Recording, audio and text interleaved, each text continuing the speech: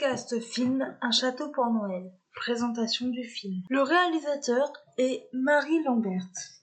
Les scénaristes sont Neil H. Dubrovsky, Tippi Dobrovsky, Ali Carter et Kim Bayer-Johnson. Le titre original du film est A Castle for Christmas.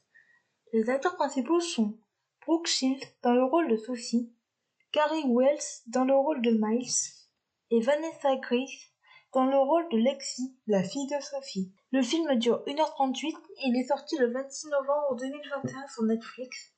Je lui ai mis la note de 6 sur 10 et je le conseille à tout le monde. Le résumé.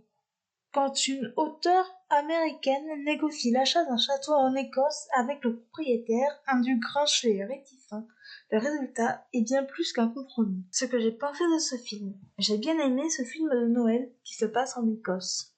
Sophie est une autrice américaine à succès et se retrouve par un concours de circonstances dans un château en Écosse. Que va-t-il se passer? Le jeu des acteurs n'est pas trop mal. Sophie cherche l'inspiration pour son prochain roman. Quand les habitants de ce petit village vont se rendre compte de sa présence, elle va retrouver de la notoriété. Miles, le propriétaire du château, est grincheux. Malgré tout, il a un grand cœur. Lexi, la fille de l'héroïne, encourage sa mère à reprendre sa vie amoureuse en main. L'intrigue est bien. On a envie de savoir la suite. Les paysages sont magnifiques et permettent de se plonger dans le pays. La fin est correcte et clôt bien le film. La romance entre les deux protagonistes prend son temps et se déroule en dents de scie. Ils sont comme chien et chat.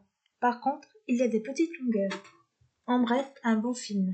Les points forts de ce film, le jeu des acteurs, les paysages, l'intrigue, la romance, l'ambiance et la fin de ce film, les longueurs. Voilà, c'en est tout pour ce podcast. J'espère qu'il vous aura plu.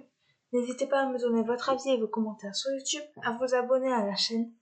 Et je vous retrouve très bientôt pour un nouveau podcast. Ciao.